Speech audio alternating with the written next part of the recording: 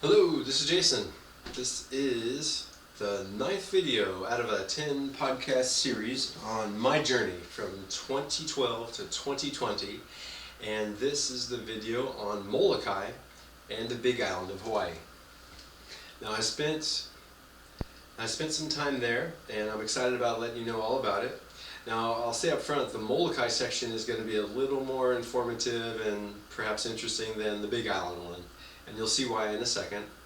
But without further ado, there's going to be one more, and it's going to be a wrap-up. If I forget anything in this one and anything that I may have omitted in previous ones, I'm going to wrap it all up in 2 days from now, number 10, and that's just going to be kind of a catch-all. And I'll give you some cool tips and thoughts as well about my journey and living on the street and how you can do it and be safe and healthy and happy and get the most out of it, just like I have done. Alright? Oh, and also, this is going to be broadcast live on Periscope. Hello, everybody. And it's going to be uploaded to YouTube later. Hello. And archived. And it's also going to be uploaded to my website, the audio file, so you can listen to it there if you like. And these things will be up very soon after the broadcast, either in a number of minutes or hours. All right. So, Molokai was the first Hawaiian island that I visited that my parents didn't take me to first. As a kid, we vacationed during the summer in Hawaii and usually stayed around 2 weeks or so, primarily in Oahu and Maui, but also in Kauai. And we took short trips to the Big Island and to Lanai. And so Molokai was totally new territory for me. But living in Oahu, it was very busy and tons of people there. So an escape over to Molokai was awesome. And I visited twice. One time I brought my bicycle, and another time I rented a bicycle when I was there. I don't drive vehicles because I don't want to burn gasoline. I've turned down 2 vehicles already since I've been here. Free vehicles. Because I ain't doing it. I care about the environment. I'd rather walk, rather ride a bike. If I have to, I'd rather take a bus. And I've never hitchhiked before. I've never done that. Some people swear by it, but so far I haven't done it. Now the biggest town in Molokai is called Kona, and there's around 7,000 people there. And I say town because it's a town and not a city. The only city in Hawaii is Honolulu. That's the only incorporated city in all of the Hawaiian Islands. So Molokai is a pretty unpopulated island, comparatively. The only one with fewer people is probably Lanai. And Lanai isn't really a place where a lot of people live and stay a whole lot. I think people more frequently visit there to get away from everything completely. And there's not many hotels there, not many stores. Or some people will just go and take a day trip there. Maybe ride a ferry or take a little prop plane over there and back. So Molokai's airport has no TSA. And that is unique in the Hawaiian Islands and in the U.S. mainland. So that means no one's there searching your stuff, bugging you, scanning you. It's just real chill and laid back. Now, one time I arrived at night and I was going to roll to Kona under the stars, but I decided to wait until daylight. And when I looked for a place to sit, there's this grassy area right outside the airport. I noticed a big giant centipede. And I said, oh, and I went back inside the airport and I just hung out on some concrete and crashed out there for a few hours. And then somebody woke me up and said, no, you're not really allowed to sleep here. And I said, no problem. And when day broke, I headed down to Kona. Now, I rented a bike with gears on one of the trips, and I used one of the few or only companies there that rented them, and it was really just a real nice man in sort of a barn, and he had kind of a bike shop in there and a few bikes. Real nice guy, and so I was stoked that I could use it I think I rented it for about a week, and it served me well. I rode the bike to Untitled Beach Park and I crashed there. I recommend visiting there. It's a nice beach and it's pretty secluded and quiet.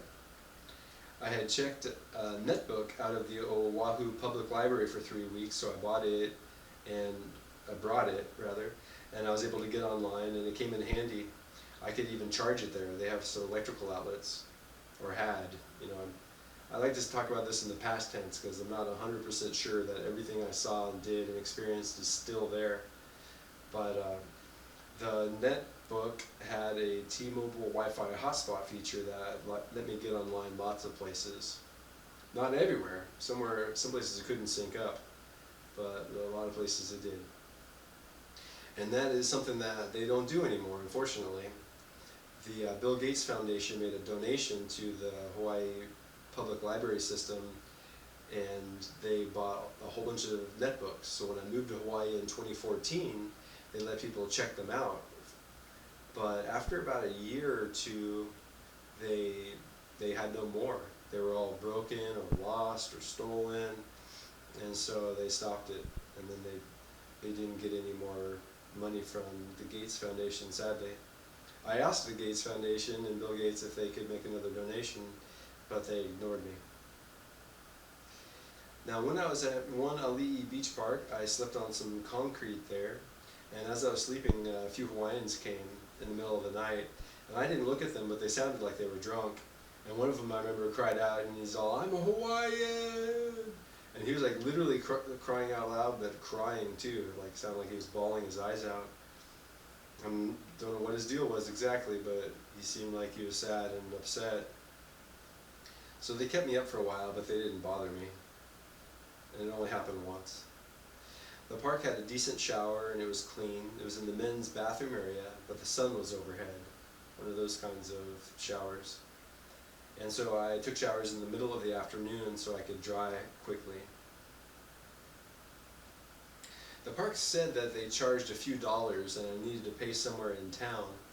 I figured I would pay later, or if somebody came by and asked, then I would pay them then, but nobody ever came and nobody ever asked. In fact, I was the only person sleeping there that I saw, but there was another vehicle or two that came during the day and was parked a little ways up doing something or other, not sure what. Some kids with machetes came by and climbed the palm trees and trimmed them. It was pretty amazing. I even took a video of it and put it on YouTube. They didn't use power tools and they didn't use ladders. They just straight scaled these palm trees and trimmed them, pruned them with machetes. There were a bunch of tables under a covering, so I slept there a night or two. It was protected from the wind and pretty much out of view, especially from the street. There was a sink there that I used to wash my hands and fill my drinking bottle with water. It was a good place to think and write and relax, very chill. But there was actually a little party that came one day, and they made a lot of noise, and they felt like they owned the place. I think they had a birthday party, and they might have reserved it, and there's probably maybe a dozen people, adults and kids and things. So it's a community place, and a lot of people share it, and you got to be willing to share it. There was an ice cream store in town with an electrical outlet and a bench, so sometimes I would sit there and get online. It worked well, except the sun was in my eyes in the afternoon, and there were lots of mosquitoes. Some of those things bit me too. It was brutal.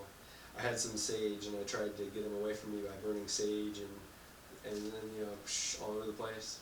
It worked a little bit, but it'd be best just to cover up, wear long sleeves and long pants, but then it's hot and humid too, so you're sweating your butt off when you do that. And they can still always, sting you in the neck or in the hand or face or something. Those things are brutal. I hate mosquitoes. I visited the library in Kona, and it was fine. I got online and used the restroom and hung out a couple of times. And nearby there was a health food store called Outpost Natural Foods, and it was good. It looked sort of like a barn from the outside, and a small barn. and they had dry and refrigerated organic food that I liked. And some of it was obviously bought from Costco off the island, but it was fine.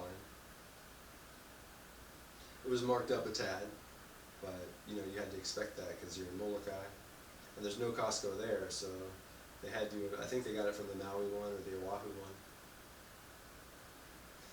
There was one other grocery store in town called Friendly Market, and I think people called it Friendly's, and it was okay. One time when I visited, actually I think I flew Mokulele both times that I visited there. They have a little propeller plane, and it kind of shook in the wind as it flew.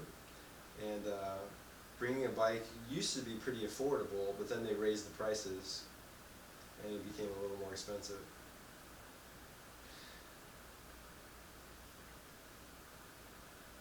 You know, when I visited on my first trip, there was a coffee shop in Kona that I enjoyed, and I chatted with the owner. He was a real nice Hawaiian kid, local kid, and he looked around 30 years old, and he ran it with his wife, and they had a kid or two. So their cafe was one of the few places with Wi-Fi. So I liked sitting there drinking coffee for just a couple hours, you know, and then getting on with my day and what have you. But when I came back the second time, they were gone, and they were out of business. And I was kind of bummed, you know, not just for me, but for them, thinking that they didn't get enough business to stay in business.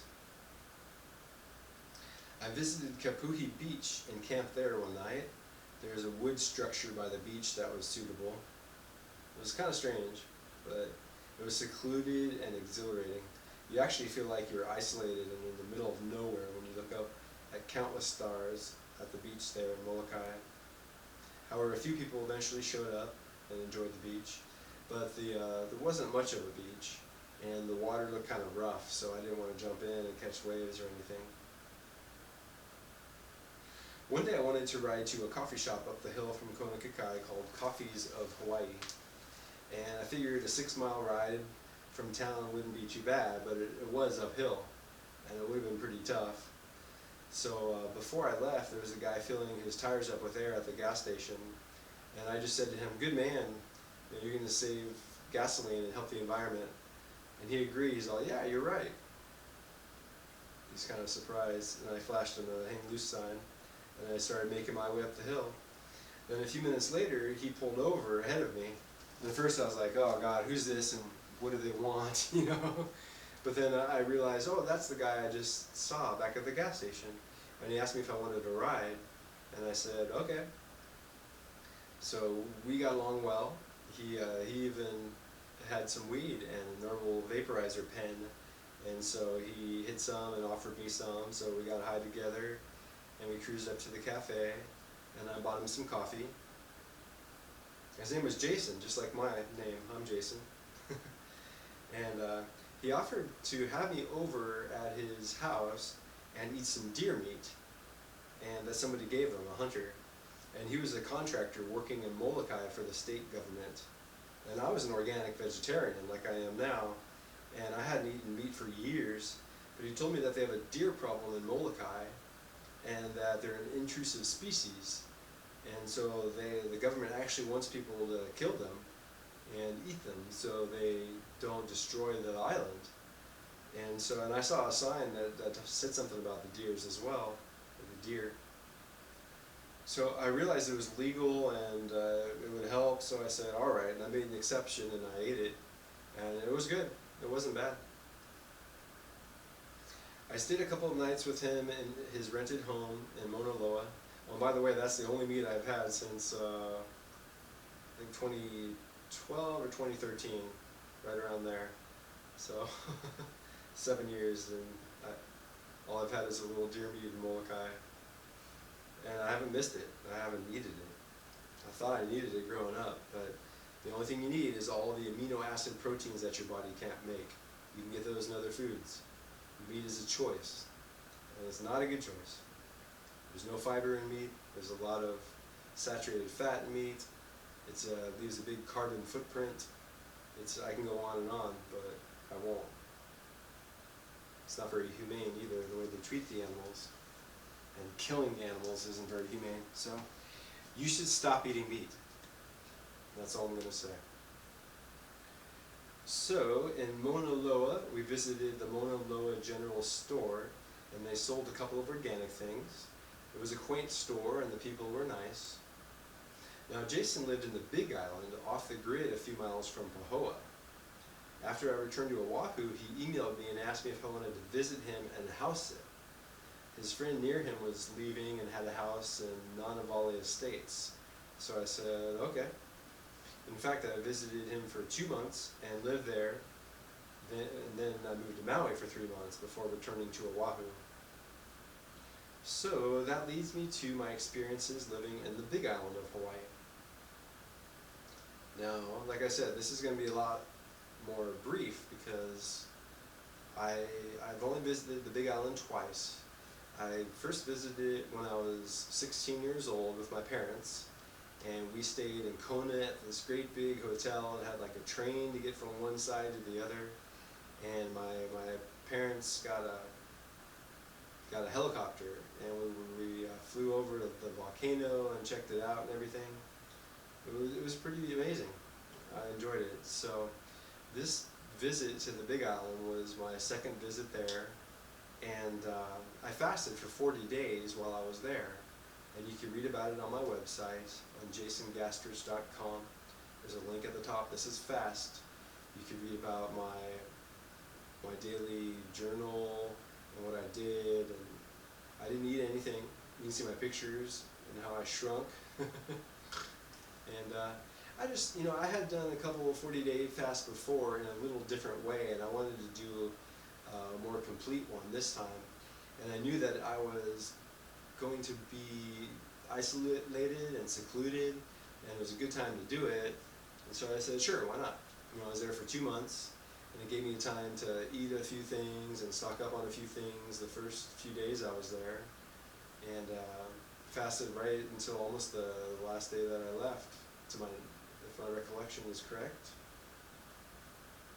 So it was great. I'm fasting right now, by the way. Today is day 1, and I guess it's day 2 if it's after midnight, or what time is it? No, it's almost day 2, because it's 11:30 here approximately. So I'm fasting for 4 weeks. This is a 28-day fast, at least. If I decide I want to fast more, I'm going to fast more. So it's a great feeling, very empowering, very good. You might notice the difference in my voice and my countenance. Fasting is one of the hidden gems of health and spirituality and life that a lot of people never enjoy. But there's a lot of problems that have to do with excess and obesity, and fasting could really help a lot of people, and it always helps me. I never regret doing it. And it's really just a mental thing. One of my podcasts after this 10 podcast series is going to be on fasting, and I'll talk all about it, so you can see it on my website and on Periscope and on YouTube eventually. Now, I live 3 miles from Pahoa, and besides being indoors for the quarantine, this is my only time that I was indoors while I was living on the street from 2012 to 2020. And they were not connected to the power grid, and they had no address, and so it was very different and very, like I said, secluded and isolated. They had a shower in the backyard where I got bitten by mosquitoes, unfortunately, and they had an outhouse in the backyard too, which made it a little easier to fast because I didn't want to go out there and get bitten by mosquitoes and have to poop in a old wood outhouse. And so inside they had the internet, and it went down sometimes when it rained real hard. It was satellite, and 2 giant hurricanes were coming just like right at me pretty much, because I was pretty close to Kilauea, and it actually looked like, I was like, oh my god, are these gonna, what if they extinguished Kilauea? Wouldn't that be wild? Or partially extinguished it or something. And so they both peeled off though, and one of them got a lot of rain, and one of them got a whole lot of rain in Pahoa where I was. Gave us a lot of rain. One of them just peeled off north, and one peeled off south. I'm sure you can read about them if you want. It was towards the end of 2016. Now, I like the Island Naturals organic food store. I went there and got stuff. They had some turmeric that I liked. There's local and dried, and I had never bought turmeric like a big, like a turmeric root before, you know? I used to only buy, and I still buy, organic turmeric that is powdered. So this stuff I had to actually grind up myself in my grinder, which I had. I had a grinder that my cousin gave me back in California before I left. So that worked out real well. I seem to remember getting some organic apple cider vinegar from them as well, and having some of that in the fast. So you can read all about it, like I said, on my website. There's two main places in Hawaii that people consider going to when they're there. The Hilo side and the Kona side. The Kona side is on the leeward side, which is west.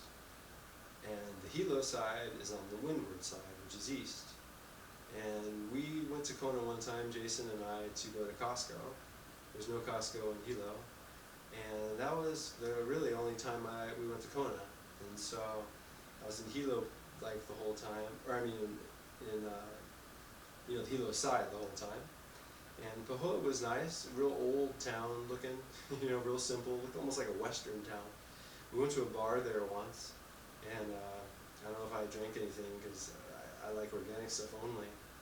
But I remember hanging out with him, and it was okay. And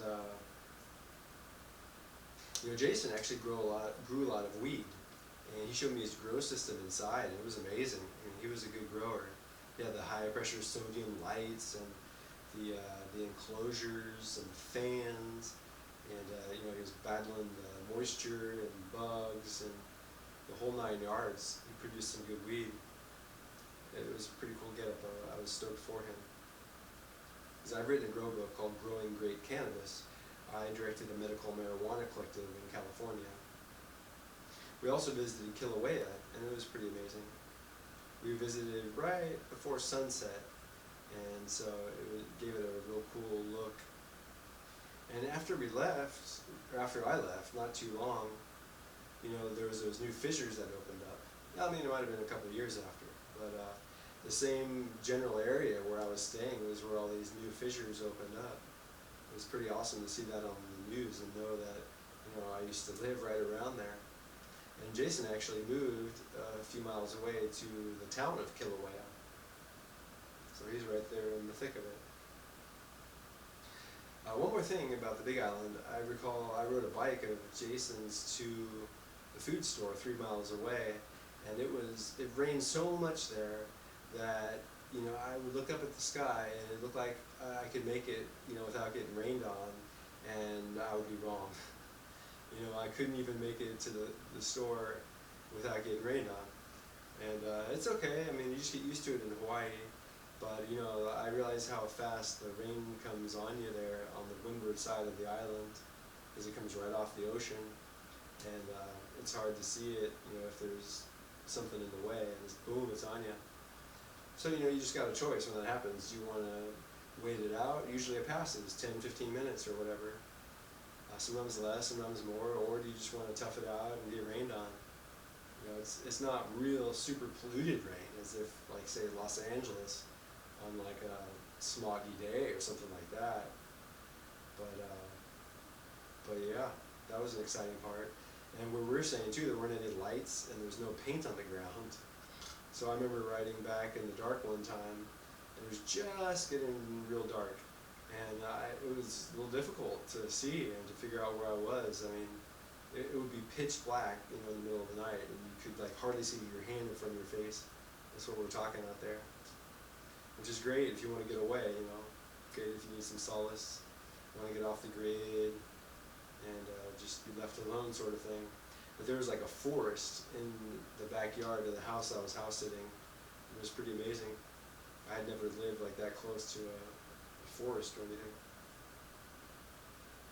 So this concludes video number 9 on Molokai and the Big Island. And I'm excited about continuing the series and finishing it up in 2 days from now. And it's going to be great. On May 5th, I'll do the wrap-up and say anything I might have forgotten. and just exhort you some more, encourage you some more, give you more great tips and tricks, and share about my experiences. Thank you for listening. I wish you the best and warm aloha. Take care of yourself.